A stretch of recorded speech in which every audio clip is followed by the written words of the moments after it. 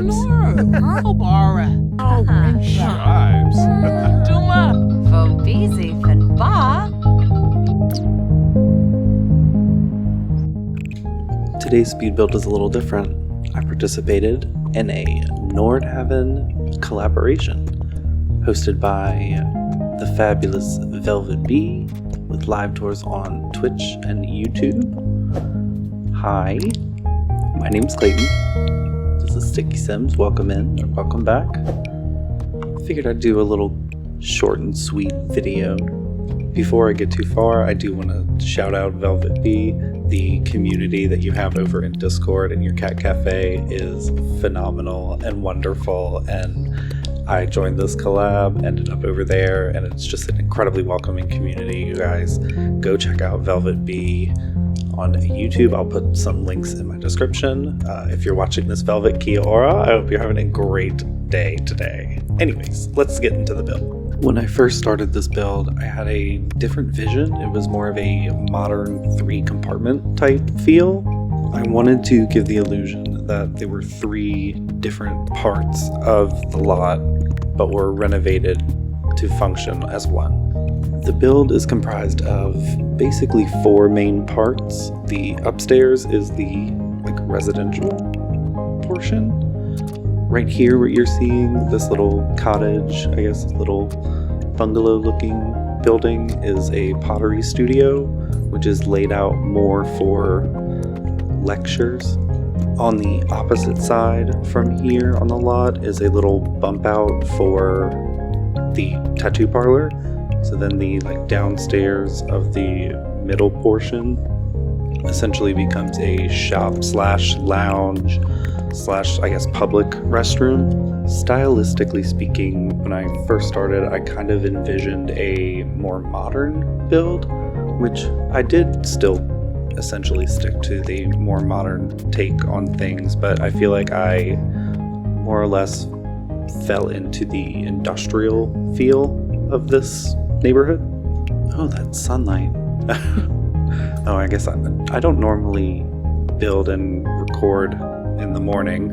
I usually change it to the afternoon just so I have more consistent lighting, but this is really pretty. Not me getting sidetracked. Okay, before this is a short video, so I wanted to tell you also about the family that I made to live here. This is Merle Sorensen. She is the matriarch of the house, an adult sim following the esteemed entrepreneur aspiration. Her traits are cat lover, art lover, and creative. Because we chose this specific aspiration, she is also gregarious, so makes her a pretty good tattoo artist, if I say so myself. This is Emil. He is the child sim of Merle Sorensen. Following the creative genius aspiration, Emil, to keep things fun, has the trait of erratic. This is Alma Johansson, an elder sim, and the mother to Merle, and the grandmother to Emil. Aspiration is a 5-star property owner, inspired by her daughter. Alma is a good vegetarian goofball, and also got the additional trait of business savvy because of the aspiration. This is Theodore Sorensen. He is the adult sim that is married to Merle. Now, he is a master maker. That is the aspiration we're using here. So the traits ended up being maker. I figured cheerful would be nice, and kleptomaniac, just to kind of throw in a little bit of allure, if you will, with the family, throw in a little family drama.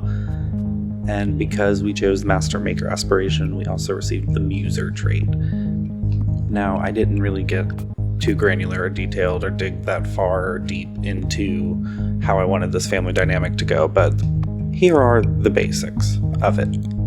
Emil, erratic, runs the show, or at least attempts to run the show when Mom is not around. Mom owns the tattoo parlor, but we hired Nia so that we could mentor Mom. ... Dad is originally from the area, so he's very quickly and easily, beloved by the community.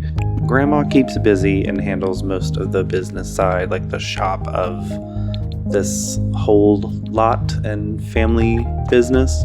I mentioned she's inspired by her daughter. She, of course, adores her grandson, but she cannot stand her son-in-law. She'll tell you she doesn't hold grudges, but she's lying. She basically caught him stealing something once and has never really let it go, and even told Merle about it, and Merle was basically just more concerned of why Mom was so worried about something that her husband stole from someone else. But the whole, family drama, that's how family drama goes, right?